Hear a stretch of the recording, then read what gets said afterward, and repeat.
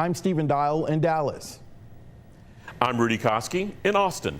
And I'm Greg Krugen in Houston, and this is Texas, the issue is. This week, we dive into the topic of the debate about raising the minimum age to buy an assault-style rifle. I sat down one-on-one with State Senator Roland Gutierrez, who represents Uvalde.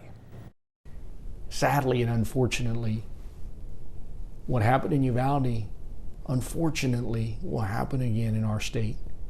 We have to do things to fix this problem, so at least we make it somewhat harder. So at least we make it somewhat avoidable. Because if we do nothing, then shame on us. Do you think that's realistic, though? Do you think when you guys are back, whether it be a special session, which likely won't happen, or during regular session, do you think Republicans and Democrats will agree to raise the age? Well, let me go one further. The Republican mayor in Uvalde is asking for a special session, asking for an age limit increase. People are meeting across party lines on this. The only person that's not meeting on any level is Greg Abbott. He's not meeting the moment. Recently, in North Texas, the governor said he believes, because of a federal judge in Fort Worth, that what you and others are asking for is not even doable, because a federal judge in North Texas said that it's not constitutional to impose an age restriction. What's your response to that? He knows that that is a district court opinion, which has been stayed for the moment. He knows that the Attorney General has to appeal that case and ask for a stay of that decision. He knows that the Fifth Circuit, which controls that court in the state of Texas, has two decisions in NRA 1 and National Rifle Association 2. Both of those cases upheld age limits. And in both of those cases, the United States Supreme Court denied review. Absolutely, age limits are constitutional. 18 states have age limits. Age limits are legal in Texas. They're legal in the United States. 18 states have them. And until the United States Supreme Court, the Fifth Circuit will overturn the Fort Worth decision. He knows damn well what he's doing. And he's doing this because he doesn't want to face the real facts that in November, people are going to hold him to account. Is it just talk of your colleagues saying, oh yeah, I'm for this, but when rubber meets the road, when you guys are back here in Austin, is that actually going to be something that's going to get bipartisan traction? I'm going to be pushing for it. Listen, I'm a Democrat. I've got a lot of Republicans in my community that vote for me as well. I'm going to be pushing for this particular legislation. I've talked to 3 legislators on the other side of the aisle in the Senate that said, hey, this 18 thing makes sense. They still at the same time refuse to be mentioned. They want to remain anonymous. But we've got to get there. And I'm going to push, and these families in Uvalde are going to continue to push until lawmakers do the right thing. Do you think Democrats are casting too wide of a net to try to have some bipartisanship? They're not asking for the moon and the stars here. They're not asking for an assault weapons ban. They're asking for one small nominal thing. They sat there in front of the governor's mansion and asked for an age limit increase on military assault style weapons. Is this bigger than politics? If people only knew what that gun did to these little babies, they sure would change their positions in River Oaks and Highland Park and Alamo Heights and San Antonio and everywhere else.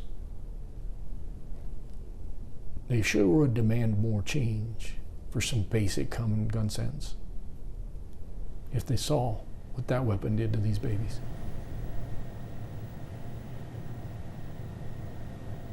And in one word, I think that interview, Senator Gutierrez was making an appeal. Greg, what would be your one word?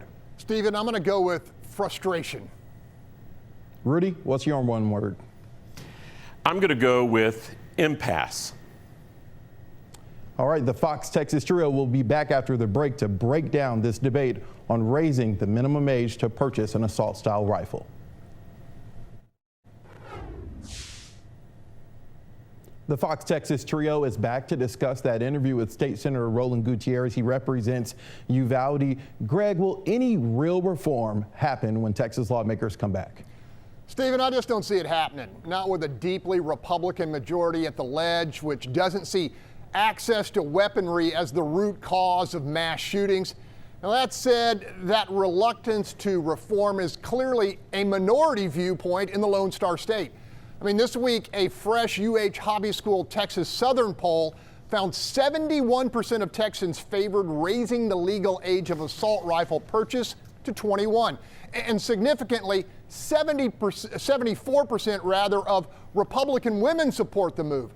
Other modest actions like red flag laws and mandatory background checks also drew overwhelming support in the survey, which leaves us with the question, are Republicans in Austin simply refusing to act on the will of the people? And bouncing off of that, Rudy, you recently talked to Senator John Cornyn last week. He broke with the majority of the Republican Party from a national perspective and signed on to some bipartisan reforms. Now, it wasn't raising the age, but do you think there is a Republican in Austin or Republicans in Austin that could break ranks and join Senator Gutierrez? You know, Stephen, anything is possible in the world of politics, even at this divisive time that we're in. But if there's any kind of movement, I think that's going to be seen, it will be on the House side. It's going to be a lot more difficult to see Republicans on the Senate side making any kind of movement saying that they're going to do it. And if they do it, it cannot be, and it will not be, in my opinion, a one-shot bill that just deals with the age limit. It has to be, I think, part of a package and something that the Republicans want. And what do they want? They want more school resource officers in those schools. They want more surveillance capabilities, looking at websites and things like that. And they want more mental health individuals services in those schools. So I think it's got to be a package deal or there's no deal whatsoever. But definitely, it's not going to happen in a special session.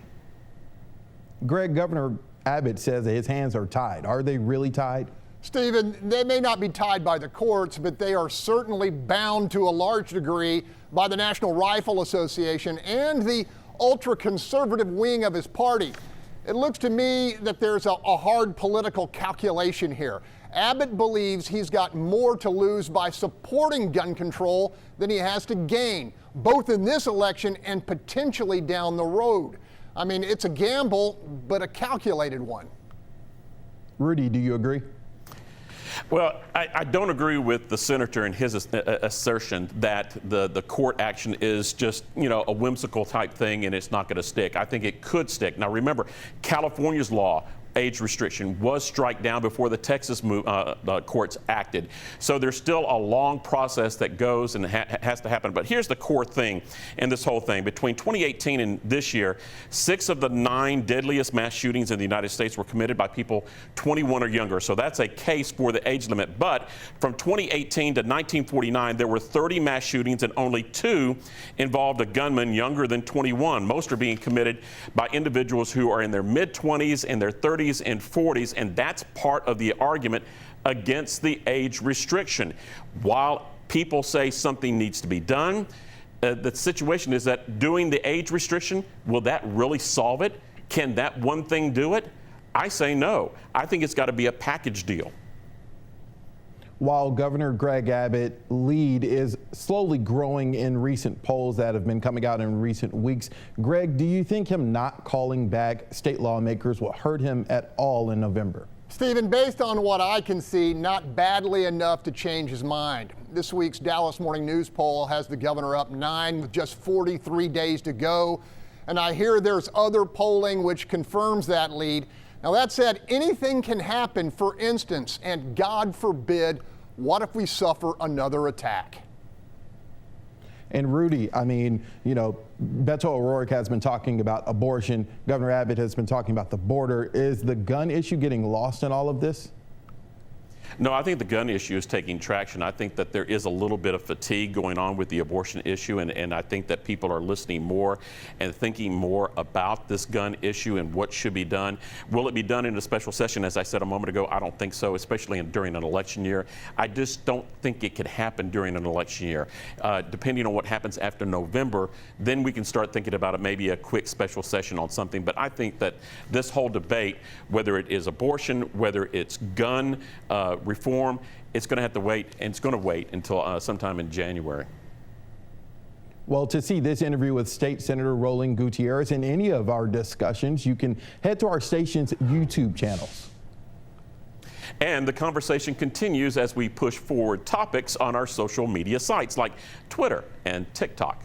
And join us next week as Texas the Issue Is goes one-on-one with Congressman Dan Crenshaw about the enormous surge of undocumented immigrants crossing on our southern border. We'll see you next week, and be sure and tell us what the issue is.